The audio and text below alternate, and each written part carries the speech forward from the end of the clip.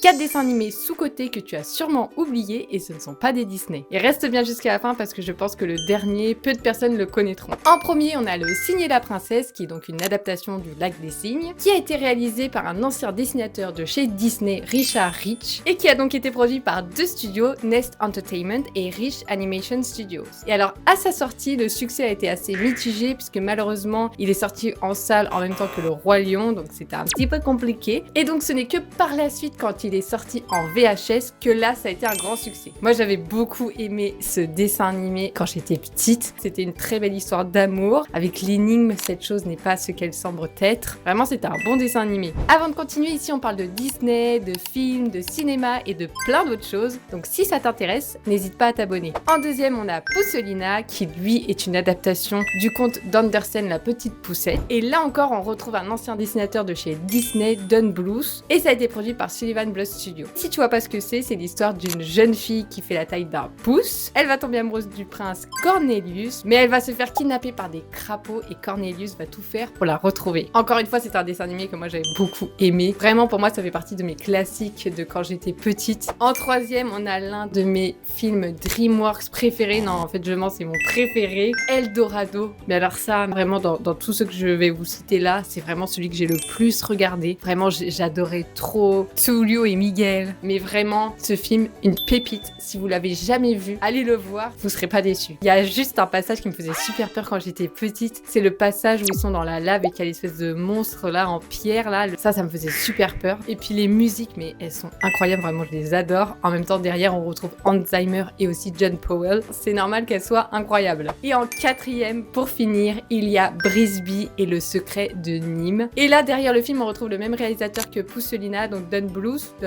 je sais pas, je l'ai peut-être mal dit d'ailleurs tout à l'heure. Il y a des trucs bizarres là, il y a des... Et en fait, ce film, je l'aimais beaucoup petite, mais il y a quand même des passages qui me faisaient un petit peu flipper. Certains passages avec les rats, si vous l'avez vu, le hibou, ça me faisait un petit peu peur quand même. Mais sinon, le film est très beau, l'histoire elle est très belle. Il y a aussi de belles musiques. Si vous connaissez pas, allez le voir, parce que j'ai pas l'impression de l'entendre beaucoup quand on parle de dessins animés qu'on a vus quand on était petit. Donc est-ce que toi, tu connaissais tous ces dessins animés? Lequel tu préfères? Dis-moi tout ça dans les commentaires. Et comme d'habitude, si ça t'a plu, n'hésite pas à t'abonner.